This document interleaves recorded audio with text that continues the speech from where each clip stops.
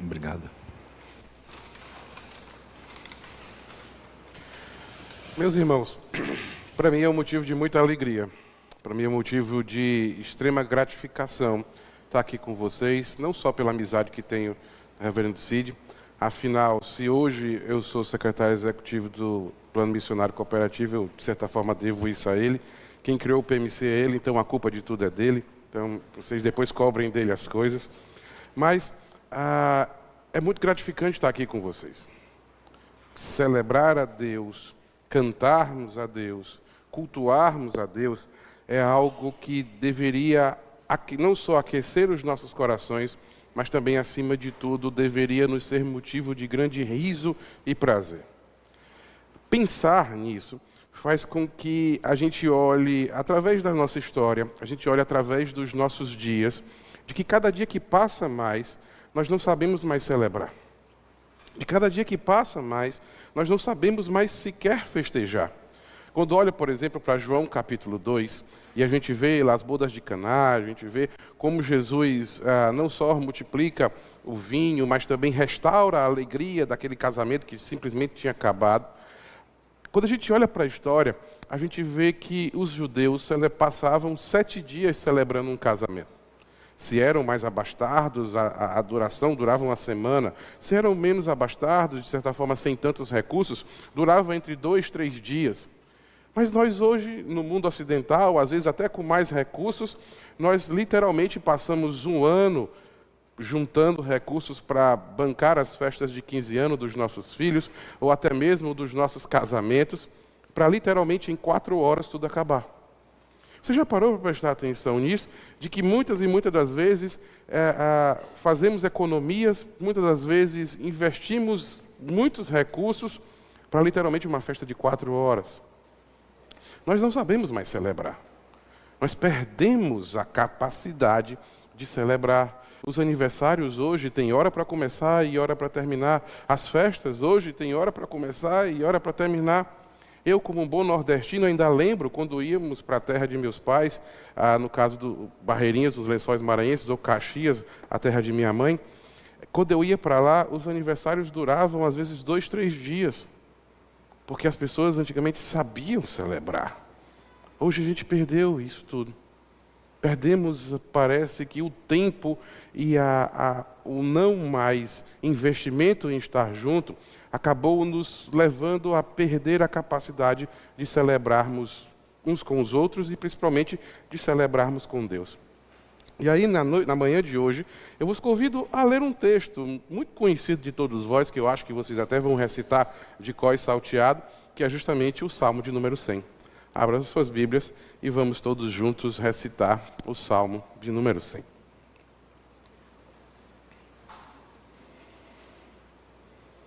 Vamos lá, em alto e bom som, Salmo de número 100. Celebrai com júbilo ao Senhor todas as terras. Servir ao Senhor com alegria e apresentai-vos diante dele com cânticos. Sabei que o Senhor é Deus, foi Ele quem nos fez e dele somos. Somos o seu povo e rebanho do seu pastoreio. Entrai por suas portas com ações de graças e nos seus átrios com hinos de louvor. Rendei-lhe graças e bendizei-lhe o nome. Porque o Senhor é bom, a sua misericórdia dura para sempre, e de geração em geração a sua fidelidade. Amém.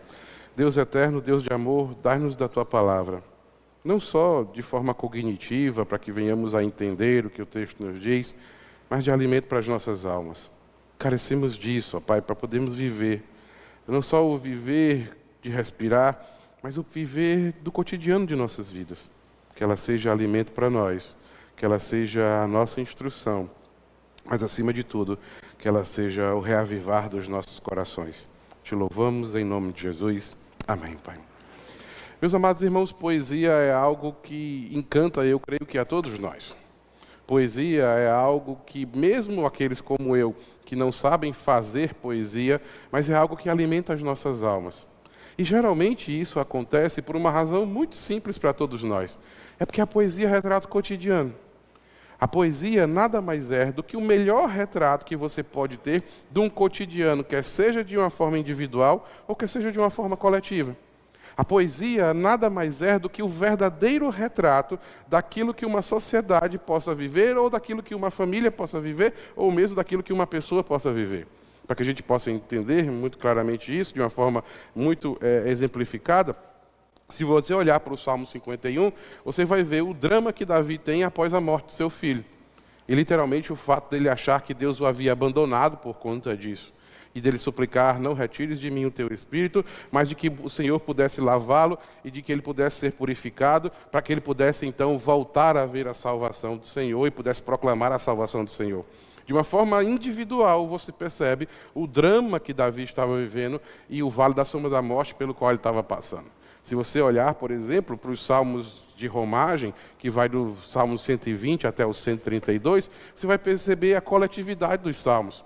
Quando eles cantavam e diziam, quando o Senhor restaurou a nossa sorte, ficamos como quem sonha, a nossa boca se encheu de riso e a nossa língua de júbilo, então ouvia-se entre as nações, grandes coisas o Senhor tem feito por eles, e grandes coisas o Senhor tem feito por nós, por isso nós estamos alegres. Você percebe claramente de que a história, ela pode ser contada, ela pode ser interpretada pela poesia. Talvez seja por isso, meus amados irmãos, que a degradação da nossa sociedade tenha produzido poesias tão ruins nos dias de hoje. Tenha produzido músicas, versos, prosas, histórias tão ruins nos dias de hoje. Por isso nós brasileiros, muito por conta da degradação em que vivemos, não produzimos mais coisas boas. Só que o Salmo de número 100, ele traz para nós algumas particularidades. A primeira delas é que literalmente as poesias contavam, como os salmos são poesias, quer sejam cantadas, quer sejam orações, ou quer sejam apenas recitadas, as poesias cantavam e chamavam o povo de Deus para que pudesse servir a Deus. Só que se você vai perceber, o estribilho, a parte inicial do Salmo, que é o verso 1, ele não conclama o povo de Deus a adorar a Deus. Ele conclama todo mundo a adorar a Deus. Quando deveria ser, de uma forma mais comum, o Salmo de número 100 chegar e dizer assim, celebrai com júbilo ao Senhor, vós povo do Senhor, como outro salmo faz. Como que diz assim, cantem com júbilo ao Senhor, porque vocês sabem o que o Senhor tem feito por vocês. Só que o Salmo de número 100, ele se torna diferente de todos os outros, ele se torna muito peculiar em relação aos outros, porque a conclamação, o imperativo, não pertence só ao povo de Deus. E isso é muito ímpar, isso é muito peculiar no saltério, que eram os hinos que eram cantados no templo, ou no saltério judaico que era para o povo de Deus. E isso chama a atenção para nós, de que na verdade a restauração da alegria literalmente não se dá somente por conta somente para o povo de Deus, mas a restauração da alegria, ela deve ser para todas as nações. Você acreditar que você pode guardar a expressão da alegria e não compartilhar a expressão da alegria com todos os povos, tribos, línguas e nações, não deve nortear os nossos corações nem alimentar os nossos corações. O salmista mostra muito claramente para nós de que a celebração com júbilo ao Senhor, ela deve ser para todas as nações. Porque o imperativo é muito claro, celebrem com júbilo ao Senhor todas as terras. E quer você queira, aqui ou não, mas terras é todas as nações, em todos os lugares da terra. A segunda particularidade que o Salmo nos coloca, e ainda na sua parte inicial, é essa expressão que é traduzida no português como celebrar com júbilo, que na verdade no original é uma palavra só, e que não tem a tradução para isso. Santo Agostinho, ele vai tentar explicar, no seu comentário do Salmo 100, o que seria esse celebrar com júbilo ao Senhor. E Santo Agostinho diz que celebrar com júbilo ao Senhor pode ser interpretado, pode ser exemplificado, não interpretado, exemplificado de duas formas. De uma forma mais triste, é quando você tem uma profunda tristeza e você está chorando tanto que da sua boca não é emitido nenhum som. Eu não sei se vocês já passaram por isso, eu espero que não tenham ainda, mas é quando você chora ao ponto de você ir abrir a boca, tentar dizer alguma coisa e não conseguir dizer alguma coisa, porque a tristeza é muito grande no seu coração. Do outro lado, de uma forma mais positiva, celebrar com júbilo ao Senhor, que é o que ele vai aplicar aqui no Salmo de número 100, seria quando você está tão alegre, mas tão alegre, mas tão alegre, que da sua boca sai apenas sons, sem ser por palavras. E aí ele tenta exemplificar isso, dizendo que o celebrar com júbilo ao Senhor é quando a procissão vinha dos judeus de volta a Jerusalém, após vencer uma guerra, e eles vinham com gritos, com urros e com brados de vitória. A alegria de ter vencido uma guerra, a alegria de ter visto a mão do Senhor, ter dado vitórias a Ele, é na verdade que faz com que o sentimento de celebrar com júbilo ao Senhor, não com palavras, não com dizeres, não com motes ou alguma coisa, mas simplesmente produzir um som que não pode ser materializado ou descrito em palavras, porque literalmente do coração brota um sentimento tão forte de alegria, que nenhuma palavra pode explicar aquilo que Deus fez para eles. E literalmente, meus amados, isso faz muito sentido, porque quando se vai à guerra, você vê a morte de perto. E quando você volta da guerra, é porque literalmente Deus fez você nascer de novo.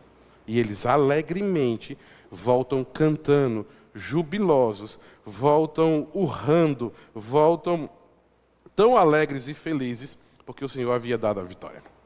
Mas o salmista diz que esse é o sentimento que deve ter em todas as nações. De que esse é o sentimento que deve brotar em todos nós. De que esse é o sentimento de que todos os dias ao acordarmos, todos os dias ao deitarmos, todos os dias ao virmos cultuar ao Senhor, todos os dias da nossa vida, nós precisamos literalmente aprender a celebrar com júbilo ao Senhor. Só que por que a gente perdeu isso? Porque abandonamos isso. Porque cada vez mais e mais nós construímos muros que nos protegem do nosso próprio mal. Porque a cada dia que passa nós construímos, quer sejam muros físicos ou quer sejam muros relacionais, que nos protegem, que nos impedem, na verdade, de celebrarmos com júbilo ao Senhor com todas as terras. Por que isso acabou? O salmista tenta responder isso dando duas razões para que a gente possa fazer. E por que são duas razões? Porque o próprio salmo é dividido em duas partes. Isso fica muito claro para nós. Quer ver? Veja o verso de número 2 e o verso de número 4. Se você olhar para o verso de número 2, o salmista diz o seguinte: servir ao Senhor com alegria, apresentai-vos diante dele com cântico. Se você olhar para o verso de número 4, ele diz: entrai por suas portas com ações de graças e nos seus átrios com hinos de louvor. Rendei-lhe graças e bendizer-lhe o nome. Ora, a palavra servir aqui é a mesma palavra para culto. Ele diz: servir ao Senhor com alegria e apresentai-vos diante dele com cânticos. Aonde eram emitidos os cânticos? No templo. E ele coloca: entrai por suas portas com ações de graças e nos seus átrios com hinos de louvor. Você percebe muito claramente de que, por ser uma poesia, o verso de número 2 e o verso de número 4 eles são iguais, só que ditos de forma diferente. Para dizer muito claro para todo aquele que canta e para todo aquele que lê o Salmo, de que o Salmo tem duas estrofes. Uma estrofe do verso 1 até o verso 2 até o verso 3 e uma estrofe do verso 4 até o verso de número 5. E aí, ele vai, através dessas duas estrofes, dar motivos para que possamos aprender, ou para que possamos entender que precisamos viver celebrando com júbilo ao Senhor. E a ideia é justamente porque isso é imperativo para nós. Ele não diz: parem, pensem e talvez celebrem com júbilo ao Senhor. Ele diz: celebrem, celebrai com júbilo ao Senhor. A primeira razão que ele coloca é o que o verso número 3 diz para nós.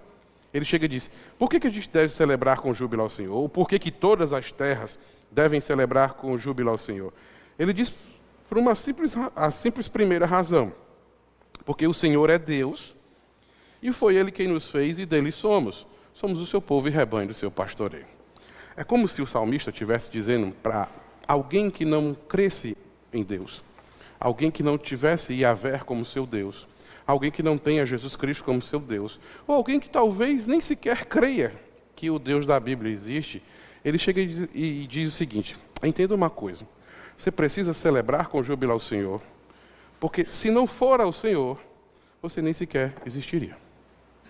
Se não for o Senhor, o sopro de vida que te faz acordar todos os dias, nem sequer existiria. Se não for o Senhor, o intelecto que tu tem, a capacidade que tu tem de produzir, a tua força motriz ou a tua força intelectual, nem sequer existiria. Se não fora pelo Senhor, tudo aquilo que você sonhou e conquistou, e tudo aquilo que você não sonhou e deixou, que você sonhou e deixou de conquistar, ou até aquilo que você nunca sonhou e mesmo assim chegou para a sua vida, se não fora por causa do Senhor, nada disso existiria. O que ele está dizendo é o seguinte, é de que ao fazer uma reflexão sobre quem somos e o que nos tornamos e o que pretendemos ser, ao fazer essa reflexão, significa que estamos vivos. E o que o salmista diz é, antes de você pensar alguma coisa, entenda que você só pensa porque está vivo, e você só está vivo porque Deus lhe fez. A ideia, meus amados irmãos, é que independente da crença, independente da religião, independente do que acreditamos ou deixamos de acreditar, e do que devotamos ou deixamos de devotar, todas as nações precisam celebrar com júbilo ao Senhor, porque todas as nações só existem porque o Senhor as fez. Todas as nações só existem porque o Senhor soprou o sopro de vida em cada um de nós. Todos nós só existimos, quer sejam pardos, quer sejam medos, quer sejam brancos, quer sejam ricos, quer sejam pobres, homens, mulheres, crianças ou adultos, quer sejam qualquer coisa, para que venhamos a conquistar o que conquistamos, ou mesmo sonhar o que sonhamos, nós assim só fazemos porque o Senhor nos fez.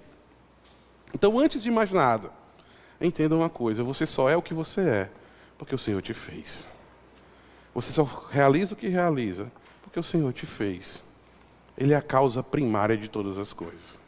O salmista diz muito claramente de que todo mundo precisa render graças ao Senhor de uma forma ímpar, de uma forma em que celebre jubilosamente a Deus, porque Ele sopra todos os dias o sopro de vida nas nossas narinas. Jeremias, no seu momento de maior dor, ao ponto de escrever um livro das suas lamentações, ele diz que eu quero trazer à memória aquilo que me dá esperança. E o que é que me dá esperança? É de que todos os dias, pela manhã, as misericórdias do Senhor são renovadas. Ou seja, porque, meus amados irmãos, nós não só conseguimos fazer o que fazemos, mas nós só somos seres humanos porque o Senhor assim nos fez. E ele diz muito claramente de que Deus não só criou todas as coisas e não só soprou o sopro de vida em todas as coisas, mas o Senhor é providente com todos nós. Geralmente o judeu não entendia isso. Geralmente o judeu achava de que a providência divina só recaía sobre eles. E nós, muitas das vezes cristãos, nós acreditamos que a providência divina só recai sobre nós. E nós, muitas das vezes cristãos, acreditamos que só nós somos abençoados. O salmista vai muito mais além quando ele chega e diz que todas as nações precisam celebrar com júbilo ao Senhor, porque de certa forma o Senhor é pastor de todas as nações. Jesus explica isso de uma forma muito simples, quando ele chega e diz, por acaso não caia chuva na horta do ímpio e do santo? Por acaso o sol não brilha para todos e faz com que cresça a horta do ímpio e do santo?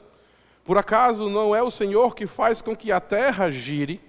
Por acaso não é o Senhor que soprou o sopro de vida ao dar a imagem e semelhança dele para os santos e para os não santos, para os salvos e para os não salvos? Ou seja, o salmista conclama todas as nações a celebrar com júbilo ao Senhor, e celebrar de uma forma verdadeira, celebrar de uma forma graciosa, celebrar de uma forma extremamente alegre, porque o Senhor não só soprou o sopro de vida sobre nós, mas o Senhor cuida de todos nós. Quando ele chega e diz muito claramente, porque foi Ele quem nos fez, e dele somos, e somos o seu povo e rebanho do seu pastoreio. Ou seja, meus amados irmãos, aquilo que nos faz, quer sejam santos ou não, independente da crença que você tenha ou não, aquilo que nos faz acordar todos os dias, depois de horas de vulnerabilidade, onde fechamos os nossos olhos, e nós não sabemos se vamos acordar no outro dia, é a providência. E aí, me permitam a redundância, é a providência providencial desse Deus que nos pastoreia todos os dias. Nós não movemos uma palha para acordarmos no dia seguinte. Nós simplesmente nos deitamos e fechamos os nossos olhos e depois abrimos os nossos olhos, sem ter a menor ideia do que aconteceu naquelas 4, 5, 6, 7, 8 horas em que ficamos dormindo. E aí o salmista diz para nós, de que é motivo de celebrarmos, porque no nosso maior momento de vulnerabilidade, o Senhor nos pastoreia. Ele não só nos faz, Ele não só nos cria, mas Ele cuida de nós. Porque o sol brilha para todos, a chuva recai sobre todos, e o prato de comida se encontra disponível para todos. Ele chega e diz muito claramente isso, de que precisamos, independente de qualquer coisa, celebrarmos com júbilo ao Senhor, porque se não for o Senhor, nós não existiríamos, se não for o Senhor, nós não teríamos condições de produzir, se não for o Senhor, nós não teríamos condição de ser o que somos na nossa profissão, de podermos pensar, de podermos planejar, de podermos realizar, de podermos executar, de podermos colher os frutos daquilo que plantamos. Se não for o Senhor, nós não poderíamos chegar aqui depois de 64 anos e nos congratularmos com a vida dos nossos irmãos. Porque se não for o pastoreio de Deus, nós nem sequer existiríamos. Mas, meus amados, o coração do homem é muito complicado. Só isso bastaria para nós celebrarmos com júbilo ao Senhor. Mas a gente sempre tem um mais, né? A gente sempre tem um porquê. A gente sempre tem um senão. A gente sempre tem a gente sempre quer um pouquinho mais. E o salmista, por ser ser humano como nós, ele vai nos dar uma segunda razão para celebrarmos com júbilo ao Senhor. Não razões antagônicas, mas ele vai nos mostrar de que esse pastoreio de Deus e esse senhorio ao nos criar, e esse pastoreio de Deus, ele não é limitado. Ele não é no momento em que Deus ora faz isso conosco, ora ele deixa de fazer. Olha o que o salmista dá para nós, a razão para celebrarmos com júbilo ao Senhor. Ele vai dizer o seguinte, e aí veja se você entende a cadência, a concatenação que o salmista coloca para nós aqui, no verso de número 5. Ele diz o seguinte, porque o Senhor é bom, sua misericórdia dura para sempre, e de geração em geração a sua fidelidade. Você percebe que o salmista, ele coloca três adjetivos para Deus. A bondade, a misericórdia e a fidelidade. São 3 características de Deus. E você percebe que ele temporaliza essas 3 características de Deus da mesma forma. Ele disse, o Senhor é. Significa que ele sempre foi, sempre é e sempre será. Ele não diz que o Senhor foi, ele não diz que o Senhor será, ele diz que o Senhor é. Então, independente, quando ele escreve, há talvez 4, 5 mil anos atrás, o Senhor é. Quando na época de Jesus, o Senhor é. Quando na época do ano 1000, o Senhor é. E quanto agora, em 2024, o Senhor é. O que traz para nós a ideia de que em todos os momentos, o Senhor é. E aí você percebe que, como é uma poesia, para dizer a mesma coisa, ele só troca as palavras. Ele diz, o Senhor é bom, o Senhor é misericórdia. Ele poderia descrever, o Senhor é misericordioso, mas ele diz que a misericórdia do Senhor dura para sempre. O que significa que o Senhor é, e é a mesma coisa de dizer dura para sempre. E é a mesma coisa de dizer que de geração em geração, e passando de geração em geração, é a mesma coisa de dizer que o Senhor é. Era como se pudesse, de uma certa forma, ele pudesse escrever assim, o Senhor é bom, o Senhor é misericordioso e o Senhor é fiel. Ou, a bondade do Senhor dura para sempre, a bondade do Senhor é de geração em geração. Por que o salmista faz isso? 2 razões muito bem simples. A primeira é para ficar bonito. Para que você não... Como é uma poesia, é para poder ficar bonito e poder ser cantado. A segunda é para chamar a atenção. Na época, no hebraico, não tinha aspas, não tinha colchetes, não tinha sublinhado, não tinha negrito, não tinha nada disso. Como é que eles faziam para chamar a atenção de alguma coisa? Eles repetiam 2 vezes, como se fosse uma caixa alta, ou repetiam 3 vezes, como se fosse um negrito. É como se você, ao ler um artigo, colocasse um post-it e disse assim, olha para cá, ó, e fazesse vários riscos. Olha para cá, olha para cá. É como, por exemplo, acontece em Isaías, quando os anjos cantam, Santo, Santo, Santo é o Senhor dos Exércitos. A repetição das 3 vezes. A mesma coisa ele está aqui dizendo. Ele está repetindo 3 vezes. O Senhor é, o Senhor é, o Senhor é. Para dizer, olha para cá, ó, aqui é que está o pulo do gato, aqui é que está a razão de tudo existir. Olha para cá. Então, por que ele está dizendo isso? Porque, meus amados, os nossos corações podem nos levar a duvidar do senhorio de Deus. Os nossos corações podem nos levar a duvidar do pastoreio de Deus. Os nossos corações, nos dias mais sombrios, eles chegam até a acreditar que Deus nos abandonou. Muitas das vezes, quando os nossos olhos enuviados nos impedem de ver a mão de Deus, nós achamos que o Senhor nos abandonou. Nós achamos que Ele não nos pastoreia mais. Nós achamos que a sua providência não se encontra mais nas nossas vidas. E aí nós deixamos de celebrar com júbilo ao Senhor. E muitas das vezes acordamos alguns dias e olhamos para o espelho e dizemos assim: Deus não nos ama mais, Deus não me ama mais, que está tudo dando errado na minha vida. Deus me tirou a alegria. Eu não tenho mais razão para celebrar. O salmista chega e diz assim: isso é fruto do seu coração. Como muitas das vezes eu brinco com os meus adolescentes, isso é fruto dos divertidamente que habitam na sua cabeça. Isso não é fruto de Deus. Por quê? O salmista vai explicar para nós. Porque a bondade de Deus, ao nos criar e nos pastorear, independe de nós. Ela é antes que venhamos a existir, ela é apesar da nossa existência e ela é contínua depois que esse corpo não existirá mais. Porque o Senhor é bom. Ele não está bom, Ele não fica bom, Ele é bom. E Ele vai dizer que a misericórdia de Deus, apesar de sermos o que somos, para nos pastorear e nos manter o sopro de vida, é porque faz parte dEle. Porque Ele é misericordioso. E a sua fidelidade, não a nós, mas a sua fidelidade aos seus propósitos, faz parte dEle. Trocando em outras palavras, é aquilo que Philip Yancey diz no seu livro da Sua Maravilhosa Graça. Não há nada que possamos fazer para que Deus nos ame mais. Isso é verdade. Mas também não há nada que possamos fazer para que Deus nos ame menos. Porque a sua bondade, a sua fidelidade e a sua misericórdia faz parte do seu caráter. É aquilo que chamamos, meus amados irmãos, do maravilhoso e da maravilhosa, incondicionalidade do amor de Deus para conosco. O Senhor nos ama apesar de nós. Concluindo, meus amados irmãos, por que nós não celebramos? Porque perdemos a alegria de celebrar com júbilo ao Senhor. O salmista nos traz a memória de que precisamos todos os dias entender que nós só somos o que somos, que só vivemos o que vivemos e de que só respiramos porque o Senhor assim nos fez. Precisamos entender que todas as condições de vitórias nos são dadas por Deus. Precisamos entender que nos dias mais sombrios o consolo nos é dado por Deus.